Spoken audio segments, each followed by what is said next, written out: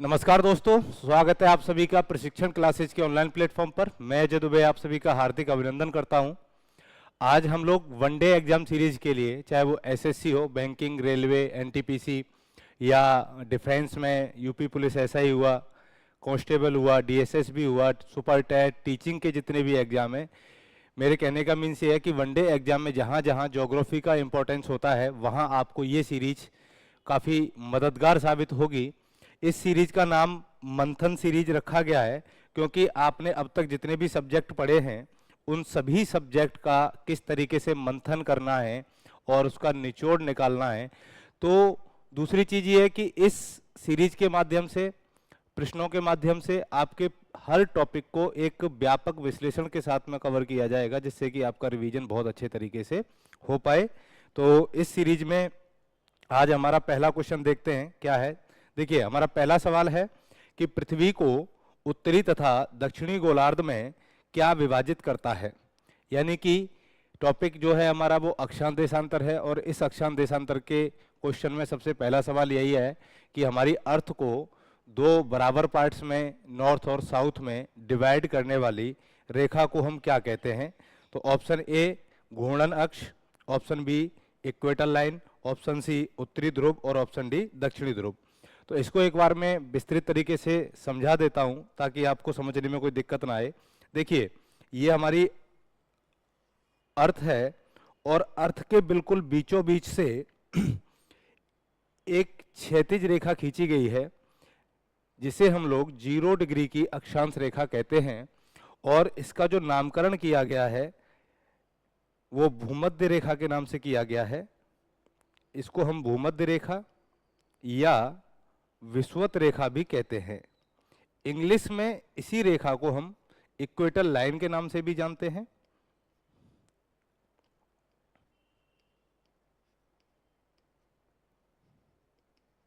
ठीक है, क्योंकि इक्वेटर लाइन इसको इसलिए बोलते हैं, ये पूरी पृथ्वी को दो इक्वल पार्ट्स में डिवाइड करती है और भू के मध्य से होते हुए खींची गई है, तो इसको हिंदी में भूमध्य रेखा नाम दिया गया। इस रेखा के उत्तर में जो पार्ट है इसे हम लोग उत्तरी गोलार्ध बोलते हैं,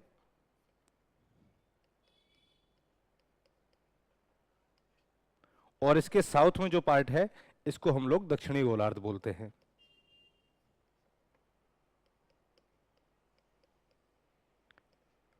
इसी को इंग्लिश में साउथ हेमिस्फीयर कहते हैं, इसे इंग्लिश में नॉर्थ हेमिस्फीयर कहते हैं। ऑप्शन में और क्या क्या था आपका? ऑप्शन में एक आपका दक्षिणी ध्रुव और उत्तरी ध्रुव और घूर्णन अक्ष, इनको भी समझ लेते हैं कि ये क्या है। देखिए, ये 90 डिग्री का नॉर्थ पोल है, इसी को हम लोग उत्तरी ध्रुव कहते हैं। क्या कहते हैं? उत्तरी ध्रुव। तो ये पृथ्वी को दो इक्वल पार्ट्स में डिवाइड नहीं करेगा।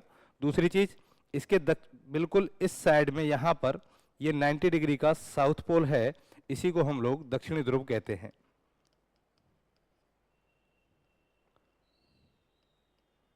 क्लियर है? South pole. अब बात यह आती है कि इनमें से कौन पूरी पृथ्वी को उत्तरी तथा दक्षिणी गोलार्ध में विभाजित करता है। तो वो आंसर क्या हो जाएगा आपका? इक्वेटर लाइन हो जाएगी, भूमध्य रेखा हो जाएगी। एक चीज यहां पर और ध्यान देनी है आपको कि अक्षांश रेखाएं जो होती हैं ये क्षैतिज रूप से खींची जाती हैं। किस तरीके से खींची जाती है? क्षैतिज रूप से खींची जाती है, हॉरिजॉन्टल फॉर्म में ये खींची जाती है।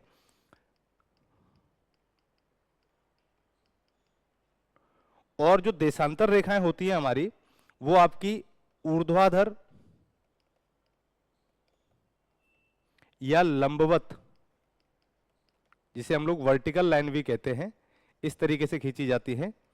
तो ये आपकी हो गई देशांतर रेखाएं,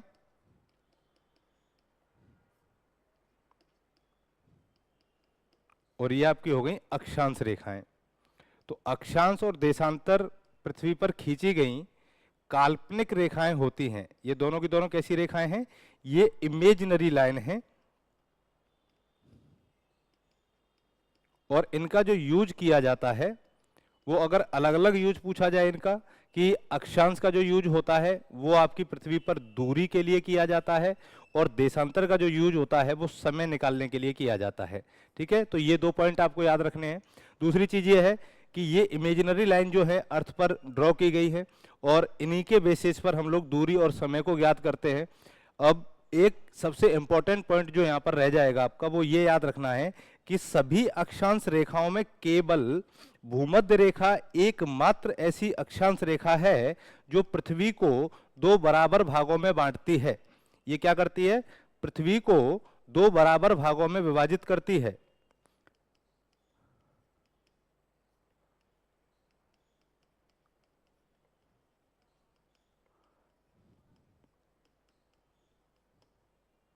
ठीक है, ये याद रखना है। बाकी कोई भी अक्षांश रेखा पृथ्वी को दो इक्वल पार्ट्स में डिवाइड नहीं करेगी, किंतु सभी देशांतर जो हैं, चाहे वो 0 डिग्री हो या 180 डिग्री हो, सभी देशांतर पृथ्वी को दो बराबर भागों में विभाजित करते हैं। परंतु अक्षांशों में केवल 0 डिग्री या इक्वेटर लाइन ही क्या करती है? पृथ्वी को दो बराबर भागों में विभाजित करती है। उम्मीद करता हूं कि ये क्वेश्चन आपको यहां तक बहुत अच्छे से समझ में आ गया होगा कि यहां से और क्या क्या क्वेश्चंस आपके बन सकते थे।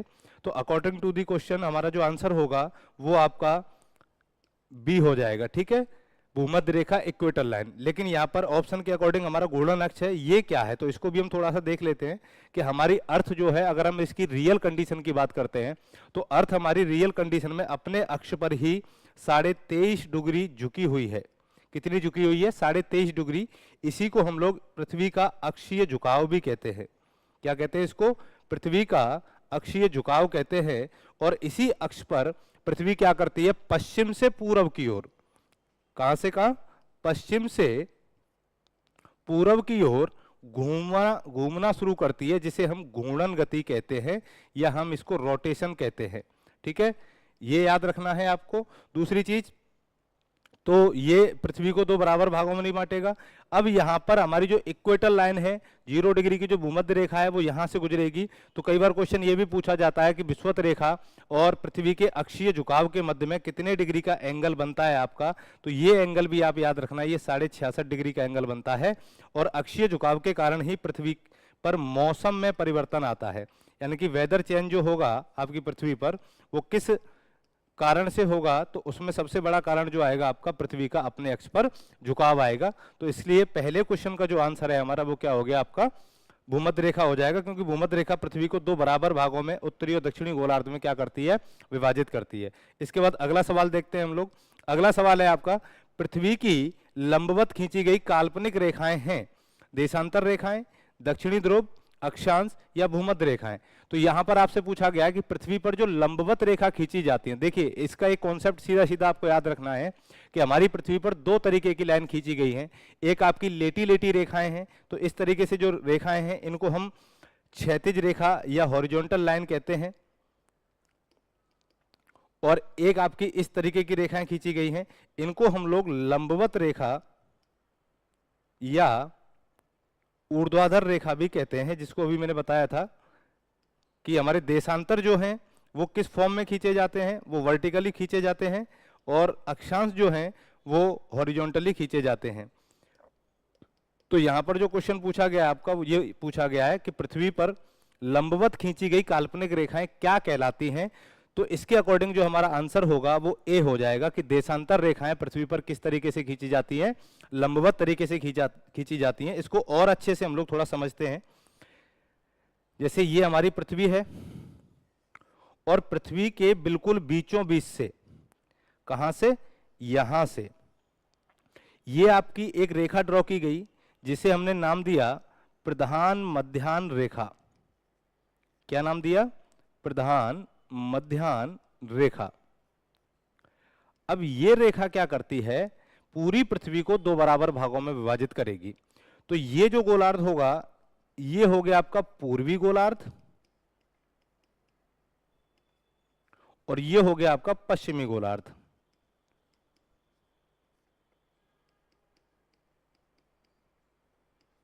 यानी कि वेस्ट हेमिस्फीयर और ईस्ट हेमिस्फीयर। अब इस रेखा के पूरब और पश्चिम में, यानी कि ईस्ट और वेस्ट में, दोनों ध्रुवों को मिलाते हुए कुछ लंबवत रेखाएं खींची गई हैं, जिन्हें हम लोग क्या कहते हैं? देशांतर रेखाएं कहते हैं। तो पृथ्वी पर इस तरीके की आपको रेखाएं कई बार नजर आती होंगी ग्लोब पर। तो ये क्या हो गई, हमारी देशांतर रेखाएं हो गई। अब ये देशांतर रेखाएं कहाँ कहाँ खींची गई, एक तो पूर्वी गोलार्ध में और एक पश्चिमी गोलार्ध में। किसको किससे मिलाती हुई, तो ये आपका नॉर्थ पोल है और ये आपका साउथ पोल है। तो इसकी जो डेफिनेशन बनेगी वो क्या बनेगी कि प्रधान मध्याह्न रेखा या प्राइम मेरिडियन लाइन के पूर्व और पश्चिम में खींची गई लंबवत रेखा जो उत्तरी ध्रुव को दक्षिणी ध्रुव से मिलाती है, क्या कहलाती है, देशांतर रेखा कहलाती हैं। अब प्रधान मध्याह्न रेखा का ही दूसरा नाम है आपका ग्रीनविच रेखा। इसको ग्रीनविच रेखा हम इसलिए कहते हैं क्योंकि ये रेखा लंदन में स्थित ग्रीनविच सौर वेधशाला के ठीक ऊपर से होकर के गुजरती है, इसलिए इसका जो नाम हो गया वो ग्रीनविच भी हो गया। इसी रेखा को 1884 ईस्वी में 1884 में इंटरनेशनल टाइम लाइन घोषित किया गया था, या अंतरराष्ट्रीय समय रेखा इसको डिसाइड किया गया। और ये कहा गया कि इस रेखा के पूर्व में जैसे ही हम लोग जाते हैं तो हमारा टाइम आगे बढ़ेगा, यानी कि ये इसका पूर्व हो गया तो इधर भी हमारे 180 डिग्री देशांतर खींचे गए हैं, ये इसका पश्चिम हो गया तो इस साइड भी हमारे 180 डिग्री देशांतर खींचे गए हैं। तो जैसे ही हम इंटरनेशनल टाइम लाइन के ईस्ट की तरफ जाते हैं या 0 डिग्री के ईस्ट में जाते हैं तो यहाँ का जो समय होगा दोस्तों ये हमेशा इंक्रीज होता है, और इसके वेस्ट में जाने पर समय जो होता है वो डिक्रीज हो जाता है या पीछे हो जाता है। ठीक है, अब इसी को हमने नाम दिया ग्रीनविच मीन टाइम लाइन, और इसे पूरे विश्व का स्टैंडर्ड टाइम घोषित कर दिया, अंतरराष्ट्रीय मानक समय निर्धारित कर दिया। तो 0 डिग्री जो है यहीं से हमारे पूरे वर्ल्ड का टाइम कैलकुलेट किया जाता है। तो हमारा इंडिया जो है वो आपका ईस्ट में है, तो इंडिया का समय जो है हमेशा इंग्लैंड के समय से क्या रहता है, आगे की तरफ रहता है। अगर और भी अच्छे से समझना है तो जैसे ही हम लोग 0 डिग्री से 180 डिग्री ईस्ट में जाएंगे तो हमारा समय 12 घंटे आगे रहेगा, और अगर हम लोग 0 डिग्री से 180 डिग्री वेस्ट में जाएंगे तो हमारा जो टाइम है वो 12 घंटे पीछे रहेगा। ठीक है, ये कॉन्सेप्ट समझिए। अब ये कॉन्सेप्ट कैसे निकल के आया कि 12 घंटे ही रहेगा। देखिए अर्थ का जो रोटेशन होता है ना, इससे हम लोग टाइम की कैलकुलेशन करते हैं। तो अर्थ हमारी 1 डिग्री रोटेट करने में 4 मिनट का टाइम लेती है, तो 15 डिग्री रोटेट करने में ये 60 मिनट का टाइम लेगी, या ये 1 घंटे का टाइम लेगी। और 180 डिग्री की अगर हम बात करते हैं तो 180 डिग्री रोटेट करने में 12 घंटे का टाइम लेगी, तो 360 डिग्री रोटेट करने में क्या लेती है, 1 दिन का समय लेगी या 24 घंटे का टाइम लेती है। इसीलिए हम रोटेशन गति को ही दैनिक गति भी कहते हैं, क्योंकि पृथ्वी अपनी धुरी पर एक चक्कर 1 दिन में अर्थात 24 घंटे में पूरा करती है। इसीलिए इसकी घूर्णन गति को या इसकी परिभ्रमण गति को ही दैनिक गति के नाम से भी जाना जाता है। और पृथ्वी रोटेशन जो करती है वो वेस्ट टू ईस्ट करती है, यानी कि पश्चिम से पूर्व डायरेक्शन में करती है, ईस्ट डायरेक्शन में करती है। तो सबसे पहले जो सूर्योदय होगा वो आपका ईस्ट में होगा और पश्चिम में आपका सूर्यास्त होगा। ठीक है, ये चीजें भी आपको याद रखनी है। अगर इसी को मैप पर अप्लाई करना है तो आपसे पूछा जाए कि विश्व में सबसे पहले सूर्य किस देश में उगेगा या सूर्यास्त होगा, सूर्योदय होगा, तो वो जापान में होगा, और कहां पर सूर्यास्त होगा तो वो अलास्का में जाके, यूएसए में जाके होगा। अगर यही क्वेश्चन इंडिया पे अप्लाई करना हो तो इंडिया में अरुणाचल प्रदेश ऐसा राज्य है जो भारत के सबसे पूर्व में स्थित है, इसलिए सबसे पहले सूर्य आपका अरुणाचल प्रदेश में निकलेगा, और सबसे अंत में सूर्यास्त जो होगा वो गुजरात में होगा, क्योंकि गुजरात भारत का सबसे पश्चिमी राज्य है। इसी को अगर यूपी में अप्लाई करना हो तो यूपी का सबसे वेस्ट में जो जिला है वो शामली है, और सबसे ईस्ट में जो जिला है वो बलिया है। तो यूपी में सबसे पहले सूर्य बलिया में निकलेगा और सबसे बाद में कहां पर डूबेगा, शामली में डूबेगा। तो इसको इस तरीके से हम लोग क्या कर सकते हैं, मैप पे भी अप्लाई कर सकते हैं। तो क्वेश्चन हमारा क्या था कि पृथ्वी पर लंबवत खींची गई रेखाओं को हम क्या कहते हैं, देशांतर रेखाएं कहते हैं। तो ये सारी की सारी आपकी देशांतर रेखाएं हैं, और हमारी पूरी पृथ्वी पर देशांतरों की जो संख्या है दोस्तों वो 360 है। ठीक है, तो टोटल 360 डिग्री है, क्योंकि 180 आपके ईस्ट में है और 180 वेस्ट में है। अगर मैप पर हम बात करते हैं कि भाई मैप पर कितनी संख्या है इनकी, तो मैप पर ये 361 हो जाते हैं, क्योंकि 180 डिग्री से इनको क्या किया जाता है, अलग किया जाता है, और पूरी पृथ्वी को ग्लोब से मैप पर लेके आया जाता है। ठीक है, तो इसके अकॉर्डिंग हमारा जो क्वेश्चन का आंसर था वो क्या हो गया, ए सही हो गया, कि जितनी भी लंबवत रेखाएं होती हैं उनको देशांतर कहते हैं, और जितनी भी क्षैतिज रेखाएं होती हैं उनको हम लोग क्या कहते हैं, अक्षांश रेखाएं कहते हैं। भूमध्य रेखा कैसे कहते हैं कि पृथ्वी के बिल्कुल मध्य से खींची गई काल्पनिक रेखा जिसे 0 डिग्री की अक्षांश रेखा भी कहा जाता है, उसी को हम भूमध्य रेखा भी कहते हैं। और दक्षिणी ध्रुव में हम लोग 90 डिग्री के अक्षांश को कहा जाता है साउथ में, और 90 डिग्री के नॉर्थ में अक्षांश को हम लोग उत्तरी ध्रुव कहते हैं। तो उम्मीद करता हूं कि पूरा क्वेश्चन आपको समझ में आ गया होगा यहाँ पर। इसी तरीके से हम पूरे क्वेश्चनों को एक कॉन्सेप्ट वाइज फॉर्म में लेके चलेंगे। अगला सवाल हमारा क्या है वो देखते हैं। देखिए, यदि भारतीय मानक समय IST इंटरनेशनल स्टैंडर्ड टाइम को निर्धारित करने वाली देशांतर रेखा को प्रधान देशांतर रेखा का दर्जा दिया जाए तो अंतरराष्ट्रीय तिथि रेखा का देशांतर क्या होगा। यहां पर पूछा गया है कि यदि भारतीय मानक समय, तो देखिए दोस्तों, भारतीय मानक समय है 82.5 डिग्री ईस्ट। कहां पर है? 82.5 डिग्री ईस्ट। इसे हम लोग भारतीय मानक समय भी कहते हैं, इंडियन स्टैंडर्ड टाइम भी कहते हैं। भारतीय मानक समय रेखा भारत में किसको माना गया है? तो 82.5 डिग्री पूर्वी देशांतर को माना जाता है। तो यहां यह पूछा गया है कि अगर इसको हम लोग प्रधान देशांतर का दर्जा देते हैं, प्रधान देशांतर का मीन्स होता है कि 0 डिग्री की देशांतर रेखा अगर हम इसको मान लें,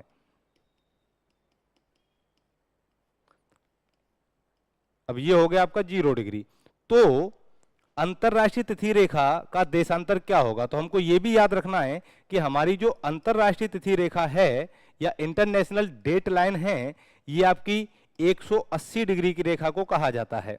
और ये रेखा आपके प्रशांत महासागर के बेरिंग जल संधि से होकर के गुजरती है। तो 180 डिग्री देशांतर हमारा इंटरनेशनल डेट लाइन है।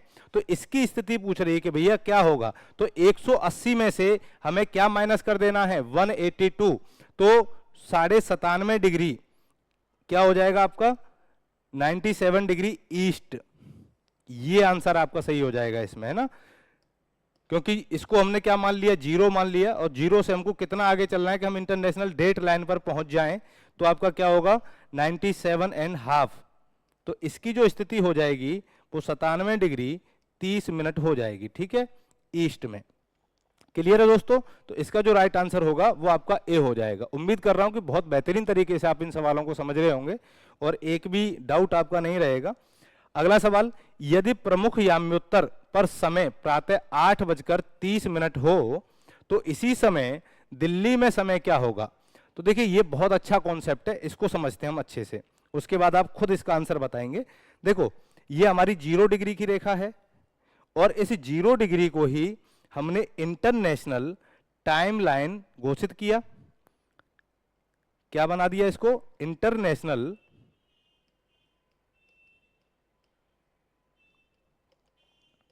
टाइमलाइन। इसी को हम लोग प्रमुख याम्योत्तर भी कहते हैं, प्राइम मेरिडियन भी कहते हैं, ठीक है। तो यहां से कॉन्सेप्ट समझिए थोड़ा सा। इसी को हम लोग ग्रीनविच मीन टाइम भी कहते हैं, GMT। तो अभी मैंने आपको बताया था कि अगर हम इस रेखा के ईस्ट में जाते हैं, किधर जा रहे हैं? ईस्ट में, तो टाइम हमारा क्या होता है? बढ़ता है। और अगर इस लाइन के वेस्ट में जा रहे हैं तो टाइम हमारा घटता है। यहां पर टाइम क्या हो जाएगा?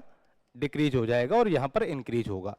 कितना डिक्रीज होगा, कितना इंक्रीज होगा, उसको हम थोड़ा सा समझते हैं। देखिए, अगर इस लाइन के 1 डिग्री ईस्ट गए तो क्या टाइम होगा? 15 डिग्री ईस्ट गए तो क्या टाइम होगा? 16 डिग्री ईस्ट गए तो क्या टाइम होगा? और 90 डिग्री ईस्ट जाएंगे तो क्या टाइम होगा? मैं कुछ एग्जांपल्स ले रहा हूं यहां पर, जिससे आप आसानी से समझ पाएं।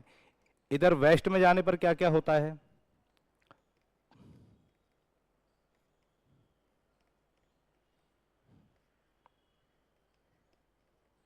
तो देखो, मैंने भी आपको बताया था कि पृथ्वी 1 डिग्री रोटेट करने में लेती है 4 मिनट। तो यहां से यहां जाने में हमको कितना टाइम लगा? यहां से यहां तक ये 4 मिनट का समय लगा। यहां से अगर हम 15 डिग्री जाएंगे तो यहां तक हमको लगेगा 1 घंटा। 1 घंटे का अंतर होगा। 0 से 60 के बीच में जो अंतर आएगा वो 4 घंटे का होगा, और 0 से यहां जो अंतर आएगा वो 6 घंटे का होगा। ऐसे ही यहां भी होगा, यहां पे 4 मिनट, यहां पे 1 घंटा, यहां पे 4 घंटे, और यहां पे 6 घंटे। अगर मान लें कि 0 डिग्री पर कितना टाइम है आपका? 0 डिग्री पर मान लेते हैं दिन के 12 बजे हैं, यहाँ पर दिन के कितने बजे हैं, 12 बजे हैं। तो अगर 0 डिग्री पर दिन के 12 बजे हैं तो 1 डिग्री ईस्ट में 12:04 होगा, PM हो जाएगा, क्योंकि ईस्ट में जाने पर समय हमारा क्या होगा, इंक्रीज होगा। तो 15 डिग्री पर 1 घंटे आगे होगा समय हमारा, तो यहाँ पर 1 बजेगा। यहाँ पर हमारा समय 4 घंटे आगे है तो यहाँ पर 4 बज जाएंगे शाम के। और यहाँ पर हमारा समय 6 घंटे आगे, तो यहाँ पर क्या हो जाएगा, शाम के 6 बजेंगे। ऐसे ही ईस्ट में जाने पर टाइम जो है वो डिक्रीज होगा, पीछे जाएगा। तो 1 डिग्री पर यहाँ पर 4 मिनट का अंतर आ रहा है। अगर यहाँ दोपहर के 12 बजे तो यहाँ पर 11:56 AM हो जाएगा आपका। क्या होगा, 11:56 AM। 15 डिग्री पर आपके 11 बजेंगे प्रॉपर, और 60 डिग्री पर आपका टाइम होगा 8 AM, और 90 डिग्री पर आपका टाइम होगा उस समय सुबह के बिल्कुल 6 AM। ठीक है, तो ये एक उदाहरण था, इससे हम समझ सकते हैं अगर ईस्ट में टाइम पूछा जा रहा है, वेस्ट में टाइम दिया गया है, ईस्ट में पूछा जा रहा है, तब आप क्लॉकवाइज डायरेक्शन में मूव करिए, और अगर ईस्ट का टाइम दिया हुआ है, वेस्ट का पूछा जा रहा है, तो आप एंटी क्लॉकवाइज डायरेक्शन में मूव करेंगे। ठीक है, ये टाइम निकालने का कुछ तरीके हैं कि जितने डिग्री दे रखे हैं, अपोजिट हेमिस्फीयर का टाइम पूछा गया तो सबसे पहले दोनों डिग्री को हम ऐड करते हैं, उसके बाद 15 से भाग दे लो या 4 से मल्टीप्लाई कर लो, फिर 60 का भाग देने के बाद वो टाइम डिफरेंस आएगा, फिर जो टाइम दिया गया उसको क्या करते हैं, कैलकुलेट करते हैं कि कितना आगे है कितना पीछे है। तो देखिए सवाल क्या था कि अगर 0 डिग्री का टाइम जो है, देखिए ये आपका 0 डिग्री है, तो यहाँ का जो टाइम है वो 8:30 हो रहे हैं सुबह के, तो सुबह के 8:30 को कहते हैं AM। और भारत का जो समय है, तो भारत की मानक समय रेखा 82.5 डिग्री ईस्ट है, और यहाँ का समय आपसे पूछा गया है। तो 0 डिग्री से 82.5 डिग्री आने में हमें लगभग 5 घंटे 30 मिनट का समय लगता है। कितने घंटे का समय लगेगा, 5 घंटे 30 मिनट। तो 8:30 से इधर जाते हैं तो टाइम को हम लोग ऐड करेंगे, ईस्ट का पूछा गया है ना, तो यहाँ पर टाइम ऐड किया जाएगा। तो 8:30 में आप 5.5 घंटे ऐड कर देंगे तो कितना आ जाएगा, 2 बज जाएंगे आपके। ठीक है, तो जो राइट आंसर होगा आपका वो 2 हो जाएगा।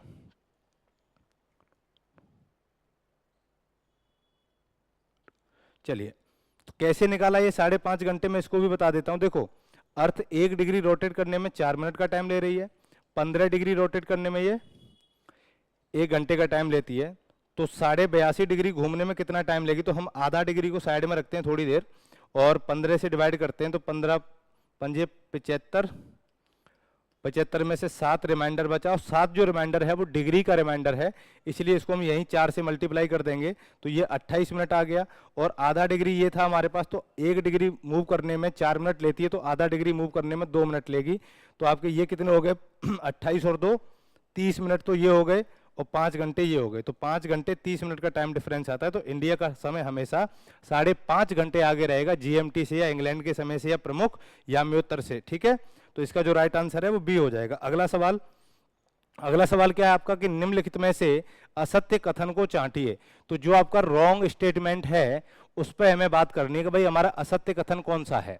ठीक है, अब देखो, सबसे पहला जो स्टेटमेंट है आपका वो ये है कि ग्लोब पर अक्षांश समांतर वृत्त के समान प्रतीत होते हैं। 2 अक्षांशों के बीच की दूरी लगभग 111 किलोमीटर होती है। देशांतर के सभी याम्योत्तर का वृत्त के समान प्रतीत होते हैं जो ध्रुवों से गुजरते हैं। अक्षांश के सभी याम्योत्तर ध्रुवों पर मिलते हैं। अब इसमें से कौन सा स्टेटमेंट सही नहीं है? तो देखो, मैंने आपको एक चीज बताई थी कि अक्षांश रेखाएं जो हैं ये आपकी पृथ्वी है, और पृथ्वी के बिल्कुल बीच में से 0 डिग्री, इस तरीके से हम 90 डिग्री तक क्या किए, अक्षांश रेखाएं खींचते ही चले गए। लेकिन यहाँ पर जो लास्ट स्टेटमेंट आपका दिया हुआ है वो क्या है कि अक्षांश के सभी याम्योत्तर ध्रुवों पर मिलते हैं। ये रॉन्ग स्टेटमेंट है, इसीलिए इसका जो आंसर होगा वो यही हो जाएगा। अक्षांश ध्रुवों पर केवल ये वाले रेखाएं मिलती हैं आपकी, जिन्हें हम लोग अक्षांश रेखाएं कहते हैं। बाकी कोई रेखाएं आपकी कहां नहीं मिलेंगी ध्रुवों पर। बाकी जितने भी स्टेटमेंट हैं वो सही हैं। जैसे 2 अक्षांशों के बीच की जो दूरी होती है वो 111 किलोमीटर होती है, ये स्टेटमेंट भी आपका सही हो जाएगा। ग्लोब पर अक्षांश समांतर वृत्त के रूप में खींचे गए, यानी कि समान दूरी पर खींचे गए हैं। देशांतर के सभी यामूत्र वृत्त के समान ही प्रतीत होते हैं। तो तीनों स्टेटमेंट हमारे सही हैं। तो रॉन्ग स्टेटमेंट जो है आपका वो डी हो जाएगा इसमें, क्योंकि अक्षांश रेखाएं नहीं बल्कि देशांतर रेखाएं ध्रुवों पर जाकर के क्या हो जाती हैं, मिल जाती हैं। ठीक है, अगला सवाल क्या है आपका? अगला सवाल, निम्नलिखित में से क्रमशः अक्षांश व देशांतरों के संबंध में सही अभिव्यक्त है। तो इस क्वेश्चन को करने से पहले एक चीज दिमाग में बैठानी है आपको कि जितनी भी अक्षांश रेखाएं होती हैं, अक्षांश जो होते हैं ना दोस्तों, वो या तो नॉर्थ में ड्रॉ किए जाते हैं या साउथ में ड्रॉ किए जाते हैं, और देशांतर जितने भी होते हैं ये या तो ईस्ट में ड्रॉ किए जाते हैं या वेस्ट में ड्रॉ किए जाते हैं। और अक्षांशों में हम लोग मैक्सिमम ड्रॉ कर सकते हैं 90 डिग्री तक, और यहां पर हम ड्रॉ कर सकते हैं 180 डिग्री तक। इससे ज्यादा हम लोग देशांतर को ड्रॉ नहीं कर सकते एक हेमिस्फीयर में, और 90 से ऊपर हम अक्षांशों को ड्रॉ नहीं कर सकते। तो यहां हमारा जो सही स्टेटमेंट है वो कौन सा होगा? देखिए, पहला स्टेटमेंट दे रखा है 87 डिग्री उत्तर से 197 डिग्री ईस्ट। तो अक्षांश का पहला वाला है और देशांतर का दूसरा वाला है। तो यहां पर 197 दे रखा है, और हमारा कॉन्सेप्ट क्या है कि 180 से ऊपर नहीं होते। तो पहला तो ये रॉन्ग हो जाएगा। इधर 56 डिग्री उत्तर से 91 डिग्री दक्षिण। तो देशांतर कभी भी दक्षिण में नहीं खींचे जाते हैं, ये खींचे जाते हैं पूर्व में। तो ये स्टेटमेंट भी क्या हो गया? रॉन्ग हो गया। इधर 101 डिग्री पूर्व और 192 डिग्री पश्चिम। तो ये देख के ही पता चल रहा है कि अक्षांश जो है वो 101 तक पहुंचेगा ही नहीं, 90 तक सिमट के रह जाएगा, और ये 180 तक। इधर है 23 डिग्री उत्तर से 66 डिग्री पूर्व। तो ये वाला स्टेटमेंट डी जो है आपका ये सही है। तो जो आंसर होगा आपका इस क्वेश्चन का वो क्या हो जाएगा? बहुत ही इजी क्वेश्चन था। अगर ये पता हो कि भाई नॉर्थ और साउथ में आपके अक्षांश रेखाएं ड्रॉ की जाती हैं और ईस्ट और वेस्ट में आपकी देशांतर रेखाएं लॉन्गिट्यूड ड्रॉ किए जाते हैं। इन्हीं को हम लोग लॉन्गिट्यूड भी कहते हैं इंग्लिश में, और अक्षांश को हम लोग लैटिट्यूड भी कहते हैं। ठीक है, ये चीजें आपको याद रखनी है। बाकी बहुत इजी क्वेश्चन था, कोई भी थोड़ा सा दिमाग अगर इसमें ठीक ठाक तरीके से लगाया जाए तो हमारा क्वेश्चन गलत नहीं होगा। अगला सवाल क्या है आपका? जब 0 डिग्री देशांतर पर सुबह के 10 बज रहे हैं तो 15 डिग्री पूर्वी देशांतर पर कितने बजेंगे? देखो, ये 0 डिग्री है, अभी मैंने कॉन्सेप्ट समझाया था आपको। इधर आपका 15 डिग्री पूर्वी देशांतर है। तो 1 डिग्री रोटेट करने में अगर 4 मिनट का डिफरेंस आता है तो 15 डिग्री रोटेट करने में अर्थ को 1 घंटे का डिफरेंस आएगा। तो इन दोनों के टाइम में डिफरेंस भी कितना हो जाएगा? 1 घंटे का हो जाएगा। तो इनके अगर यहां पर सुबह के 10 बजे हुए हैं, 10 AM है, तो यहां पर टाइम इससे हमेशा आगे रहेगा। तो यहां कितने हो जाएंगे? सुबह के 11 हो जाएंगे। तो ये भी बहुत इजी क्वेश्चन था। इसका जो राइट आंसर है वो 11। देख लीजिए, प्रातः के 11 या रात्रि के 11? प्रातः के 11, सुबह के 11 हो जाएंगे, क्योंकि मात्र 1 घंटे का वो समय ईस्ट में आगे रहेगा। ठीक है, तो ये सवाल भी बहुत अच्छा था। अगला क्वेश्चन, ग्लोब पर वह वृत्त जो दिन एवं रात को विभाजित करता है। बहुत अच्छा सवाल है, कई बार परीक्षा में पूछा जा चुका है। जैसे देखिए, ये हमारा सूर्य है, सन, और एक तरफ हमारी पृथ्वी है। ये हमारी पृथ्वी है, अर्थ।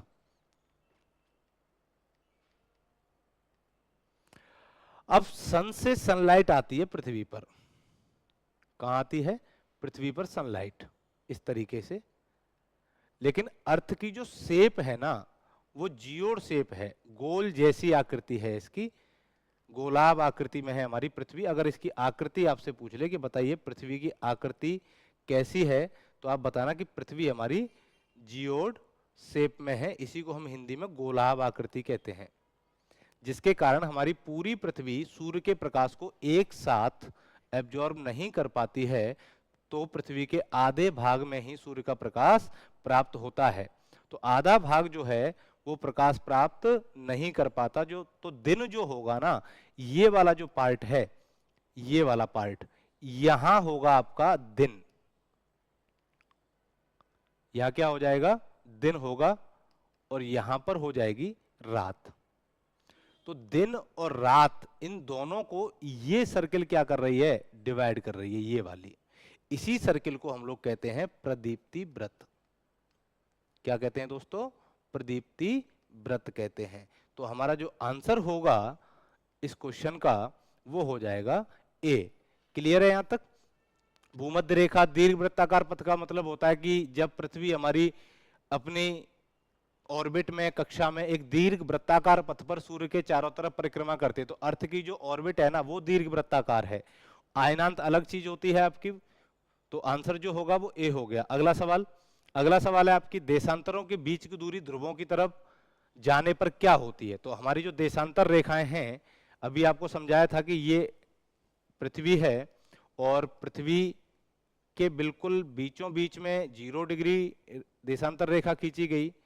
बाकी जितनी भी देशांतर रेखाएं वो एक दूसरे से आकर के ध्रुवों पर मिल जा रही हैं। दिखाई दे रहा होगा आपको ग्लोब पे, यहां पर सारी की सारी रेखाएं क्या हो रही हैं? आपस में मिल रही हैं। तो बीच में पूछी गई है विषुवत रेखा, तो ये आपकी विषुवत रेखा है 0 डिग्री, और ये आपका उत्तरी ध्रुव है, और ये आपका दक्षिणी ध्रुव है। तो क्वेश्चन पूछा गया है कि यहां से जब हम ध्रुवों की तरफ जाते हैं तो देशांतर रेखा के बीच की जो दूरी होती है वो कितनी होती है? तो एक चीज मैं आपको बता दूं कि दो देशांतर रेखाओं के बीच की जो डिस्टेंस होगी वो 111.32 किलोमीटर होती है, और ये सर्वाधिक दूरी होती है दो देशांतरों के बीच में। क्या है ये? सर्वाधिक दूरी है। दो देशांतरों के मध्य की दूरी कितनी होती है? अगर क्वेश्चन पूछ लिया जाए तो क्या आंसर होगा इसका? 111.32 किलोमीटर। और ये सर्वाधिक दूरी जो होगी ना, ये इक्वेटल लाइन पर होती है, ये सबसे ज्यादा भूमध्य रेखा पर होगी। और भूमध्य रेखा से जैसे जैसे हम लोग कहां जाएंगे? ध्रुवों की तरफ जाएंगे। देखो इनके बीच की जो डिस्टेंस है यहाँ पर क्या होती जा रही है? कम होती जा रही है, और अंत में इनकी दूरी एक साथ यहाँ पर क्या हो गई? बिल्कुल कम हो गई। तो अगर पूछी जाए कि ऊपर की ओर जाने पर या ध्रुवों की ओर जाने पर इनकी दूरी क्या होती है, तो घटती जाती है। इसलिए जो ऑप्शन होगा हमारा वो क्या हो जाएगा? ए हो जाएगा। क्लियर है यहाँ तक? अगला सवाल, अगला क्वेश्चन है आपका दो देशांतरों के मध्य कितने समय का अंतर होता है? तो बहुत इजी क्वेश्चन अभी आपको समझाया था कि दो देशांतर रेखाओं के बीच में अगर समय पूछा जाए तो 1 डिग्री से लेके अगर हमें 2 डिग्री के बीच में जाना हो तो इन दोनों में कितने डिग्री का डिफरेंस आया? 1 डिग्री का, और 1 डिग्री के डिफरेंस आने पर 4 मिनट का समय अंतराल होता है। तो ऑप्शन जो होगा इसका वो 4 मिनट हो जाएगा। क्लियर है? मैंने पहले भी बताया था कि 0 से 1 के बीच में जाओगे तब भी 4 मिनट होगा। तो यहाँ पर इन दोनों के बीच में कितना समय अंतराल आया? इन दोनों के बीच में कितना समय अंतराल आया? तो वो 4 मिनट का ही आता है। क्लियर है यहाँ तक? अगला सवाल, भारतीय प्रमाणिक समय ग्रीनविच माध्य समय से कितना आगे है? तो अभी हमने निकाला था कि ग्रीनविच माध्य समय हम लोग GMT जो है वो 0 डिग्री को कहते हैं, और भारत का मानक समय जो है वो 82.5 डिग्री ईस्ट को कहते हैं। तो यहाँ पर कितना आगे है? तो 82.5 डिग्री रोटेट करने में हमारी जो अर्थ है वो 5 घंटे और 30 मिनट का समय लेती है। तो 5.5 घंटे पृथ्वी रोटेट करेगी 82.5 डिग्री। तो इतने ही समय, इसका सीधा सा मतलब ये हुआ कि जब भारत में सूर्योदय होता है उसके 5.5 घंटे के बाद में ही सूर्योदय कहां पर होगा? इंग्लैंड में होगा। ठीक, तो भारत का जो समय है वो इंग्लैंड से हमेशा कितने घंटे आगे रहेगा? 5 घंटे आगे, या GMT से 5 घंटे आगे रहेगा। ठीक है, तो ऑप्शन आपका क्या सही होगा? इसमें बी सही हो जाएगा। अगला सवाल क्या है?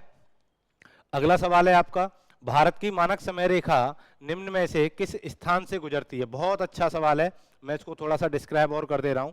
देखिए ये हमारा इंडिया है, और इंडिया के मानक समय को 82.5 डिग्री का मानक समय नाम दिया गया है। तो ये 82.5 डिग्री का मानक समय है ईस्ट, और ये रेखा गुजरती है यूपी। तो यूपी का पॉइंट जो बनेगा वो यहां पर बनेगा प्रयागराज में, और प्रयागराज में एक जगह पड़ती है आपकी नैनी। तो नैनी प्रयागराज के पास में इसका सेंटर पॉइंट है। तो अगर ये पूछा जाए कि कौन कौन से राज्यों से गुजरती है, तो सबसे पहले यूपी, यूपी के बाद MP, MP के बाद छत्तीसगढ़, छत्तीसगढ़ के बाद में उड़ीसा, उड़ीसा के बाद में आंध्र प्रदेश। तो इन 5 स्टेट से हमारी 82.5 डिग्री की पूर्वी देशांतर रेखा गुजरती है, जो भारत का मानक समय माना जाता है। तो ये रेखा प्रयागराज नैनी से होके गुजरती है, ये चीज ध्यान रखना। और इंडिया का जो समय था वो इसी के अकॉर्डिंग डिसाइड किया जाता है, जो जीएमटी से हमेशा कितने घंटे आगे रहेगा, 5.5 घंटे आगे रहेगा। ठीक है, तो ऑप्शन क्या थे हमारे, भारत की मानक समय रेखा निम्न में से किस स्थान से गुजरती है, लखनऊ, कानपुर, इलाहाबाद, उज्जैन। तो देखिए इलाहाबाद का ही वर्तमान में योगी सरकार ने जो नाम चेंज किया था वो प्रयागराज के नाम से किया गया है, इसलिए इसका जो राइट आंसर है वो सी हो जाएगा। उम्मीद कर रहा हूं कि बहुत अच्छे तरीके से आप लोग समझ पा रहे होंगे सारे क्वेश्चनों को, और ये सीरीज आप कभी मिस मत करना, ज्योग्राफी में आपका कोई भी सवाल गलत नहीं होगा। अगला सवाल है कि भारत किस गोलार्ध में स्थित है। अच्छा सवाल है। तो देखिए ये हमारी पृथ्वी है, और पृथ्वी में 0 डिग्री जो है अर्थ को क्या करती है, 2 पार्ट्स में डिवाइड करती है। ये आपका उत्तरी गोलार्ध हो गया और ये आपका दक्षिणी गोलार्ध हो गया। उसके बाद में भारत की स्थिति अगर पूछी जाए कि भारत कहां है, तो ये आपका इंडिया है। और फिर अगर देशांतर रेखा भी पूछी जाए तो देशांतर रेखा ये है आपकी, तो इसके अकॉर्डिंग ये आपका पूर्वी गोलार्ध, पश्चिमी गोलार्ध, और ये आपका पूर्वी गोलार्ध। तो भारत जो है वो कौन से गोलार्ध में स्थित है, उत्तरी गोलार्ध, दक्षिणी गोलार्ध, दोनों, इनमें से कोई नहीं। तो केवल अक्षांश के आधार पर पूछा गया है। तो यहां पर ये 0 डिग्री है, तो 0 डिग्री के अकॉर्डिंग भारत की जो स्थिति है लगभग यहां है, तो आंसर जो होगा वो उत्तरी गोलार्ध हो जाएगा। बहुत इजी क्वेश्चन था, ठीक है, बच्चे भी सवाल को कर ले जाएंगे चुटकियों में। तो ए ऑप्शन होगा, भारत हमारा नॉर्थ हेमीस्फीयर में स्थित है। अगला सब, अच्छा एक चीज और याद रखना, उत्तरी गोलार्ध और अगर ऐसे पूछे दोनों को अक्षांश देशांतर के अकॉर्डिंग, तो भारत हमारा उत्तर पूर्वी गोलार्ध में स्थित है, अर्थात भारत पृथ्वी के ईशान कोण में स्थित है। कौन सा कोण है ये, ईशान कोण है, ये भी याद रखना इसमें। अगला सवाल, 2 अक्षांशों के मध्य की दूरी कितनी होती है। बहुत सही, बहुत अच्छा सवाल। देखिए ये हमारी पृथ्वी है, और पृथ्वी के बिल्कुल बीचों बीच में से भूमध्य रेखा और इक्वल दूरी पर ही हमारी क्या की गई, बहुत सारी देशांतर रेखाएं खींची गई, अक्षांश रेखाएं खींची गई हैं। इनके बीच की जो डिस्टेंस है ना वो 111 किलोमीटर है, और देशांतरों की 111.32 किलोमीटर है।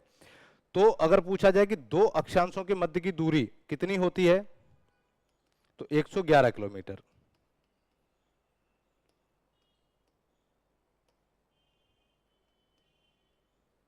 और 2 अक्षांशों के बीच के क्षेत्र को क्या कहा जाता है, तो उसे कहते हैं हम लोग कटिबंध, इंग्लिश में इसी को कहा जाता है जोन। ठीक है, तो 111 किलोमीटर, ए आंसर हमारा यहां पर क्या हो जाएगा, सही हो जाएगा। क्लियर है दोस्तों। अगला सवाल, 0 डिग्री देशांतर रेखा क्या कहलाती है। तो अभी आपको बताया था भूमध्य रेखा, ग्रीनविच रेखा, अंतरराष्ट्रीय तिथि रेखा, विषुवत रेखा। तो देखो ये 0 डिग्री है, तो 0 डिग्री का पहला नाम बताया था मैंने आपको, प्रधान मध्याह्न रेखा।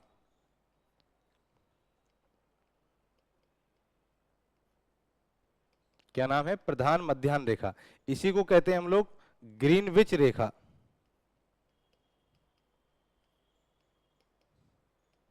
इसी को कहते हैं अंतरराष्ट्रीय मानक समय। बहुत सारे नाम है इसके, अंतरराष्ट्रीय मानक समय। इसी को कहते हैं ग्रीनविच मीन टाइम रेखा, माध्य समय रेखा।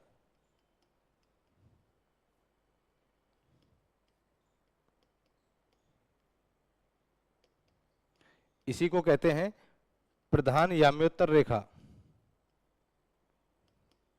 अब इनमें से जो ऑप्शन में है आप लगा सकते हैं, इसी को शॉर्ट में हम लोग जीएमटी कहते हैं। ठीक है, तो ये हो जाएगा आपका बी आंसर। बहुत इजी क्वेश्चन है, कर सकते हैं आप आराम से। अगला सवाल, देशांतरों की कुल संख्या कितनी है। तो मैंने अभी आपको बताया कि ये हमारी पृथ्वी है, और पृथ्वी के बिल्कुल बीचों बीच में 0 डिग्री, और 0 डिग्री के ईस्ट में 180 देशांतर ड्रॉ किए गए हैं, और इसके वेस्ट में भी 180 डिग्री देशांतर ड्रॉ किए गए हैं। तो 180 और 180 क्या होते हैं, 360, और एक 0 डिग्री 361। तो 0 डिग्री ये है आपका, और इसके जस्ट अपोजिट में 180 डिग्री है, तो 180 डिग्री एक ही बार ड्रॉ किया गया। अगर हम ईस्ट से काउंट करेंगे तो उसी को हम 180 डिग्री ईस्ट कहते हैं, अगर वेस्ट से काउंट करेंगे तो उसी को 180 डिग्री वेस्ट कहते हैं, ठीक है। लेकिन जैसे ही हम लोग ग्लोब से मैप पर आते हैं तो इनकी संख्या 361 हो जाती है। तो अगर आपसे पूछे कि पृथ्वी पर या ग्लोब पर देशांतरों की जो संख्या होती है वो कितनी है, 360 है, और मैप पर इनकी जो संख्या है वो कितनी है, तो 361 हो जाएगी, ठीक है। तो ये आंसर जो होगा इसके अकॉर्डिंग हमारा डी सही हो जाएगा कि पृथ्वी पर टोटल देशांतर हमारे 360 हैं। अगला सवाल, ग्रीनविच रेखा निम्न में से किस स्थान से नहीं गुजरती है? Option A Algeria, France, Germany, Ghana. तो देखिए अकॉर्डिंग टू ऑप्शन अगर देखा जाए तो जर्मनी एक ऐसा देश है जहां से हमारी ग्रीनविच रेखा नहीं गुजरेगी। अल्जीरिया से गुजरती है ये, फ्रांस से गुजरती है और अफ्रीका के घाना से गुजरती है। तो इसका जो आंसर होगा वो क्या हो जाएगा, जर्मनी हो जाएगा। अगला सवाल, निम्न में से कौन सा कथन सही नहीं है? अब ये हमारा लास्ट क्वेश्चन है, इसमें से आपको बताना है कि कौन सा स्टेटमेंट जो है वो सही नहीं है। पहला है, अक्षांश ग्लोब पर पश्चिम से पूर्व की ओर खींची गई काल्पनिक रेखा है। तो अभी हमने देखा था कि अक्षांश जो खींचे जाते हैं वो पूर्व से किधर खींचे जाते हैं, पश्चिम की ओर, पश्चिम से पूर्व की ओर। और दूसरा क्या है, इनकी संख्या 181 है। हाँ, एक चीज और याद रखना कि हमारे अक्षांशों की जो कुल संख्या है ना दोस्तों, अक्षांश हमारे, अगर नॉर्थ हेमिस्फीयर की बात की जाए तो यहाँ पर 90 अक्षांश ड्रॉ किए गए हैं, साउथ हेमिस्फीयर में भी 90 ड्रॉ किए गए हैं, और एक हमारा 0 डिग्री वाला होता है। तो इनकी जो संख्या होती है वो 181 हो जाती है। तो अक्षांश जो हैं इनकी टोटल संख्या पूछी जाए तो 181 है, परंतु अक्षांश रेखाओं की जो संख्या है ना वो 2 कम हो जाती है, क्योंकि जैसे ही हम पोल्स की तरफ जाते हैं तो वहां पर रेखा ड्रॉ नहीं होती, उनको एक बिंदु के रूप में ड्रॉ किया जाता है। तो इनकी कुल संख्या 179 हो गई। तो ये स्टेटमेंट भी सही है, ये भी सही है। अगला, 2 अक्षांशों के मध्य की दूरी 15 किलोमीटर होती है। रॉन्ग स्टेटमेंट है। अभी आपको बताया था कि 2 अक्षांशों के बीच में जो दूरी होती है वो आपकी 111 किलोमीटर होती है। तो आपका जो आंसर होगा क्वेश्चन के अकॉर्डिंग वो सी सही हो जाएगा।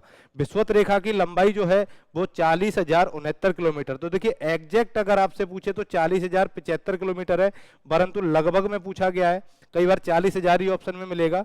तो ये ऑप्शन सही है आपका, ये स्टेटमेंट भी। तो क्वेश्चन का जो आंसर होगा वो आपका सी सही होगा, ठीक है। तो ये थे हमारे कुछ इंपॉर्टेंट क्वेश्चंस आज के। उम्मीद करता हूं कि बहुत बेहतरीन तरीके से टॉपिक समझ में आया होगा, और इसके अगली क्लास में हम लोग मिलते हैं। तब तक आपको अगर क्लास पसंद आई हो तो इसको शेयर कीजिए, सब्सक्राइब कीजिए, और अगली क्लास की जो पीपीटी जो आज हमने सॉल्व की है ये आपको टेलीग्राम चैनल पर मिल जाएगी। आप प्रशिक्षण क्लासेज के टेलीग्राम चैनल को सर्च कर सकते हैं, वहां से आप ये पीपीटी ले सकते हैं, ठीक है। तब तक के लिए उम्मीद करता हूं कि बहुत बेहतरीन तरीके से आप समझे होंगे। तो प्रशिक्षण क्लासेज को सब्सक्राइब कीजिए, शेयर कीजिए। तब तक मस्त रहिए। थैंक यू, धन्यवाद।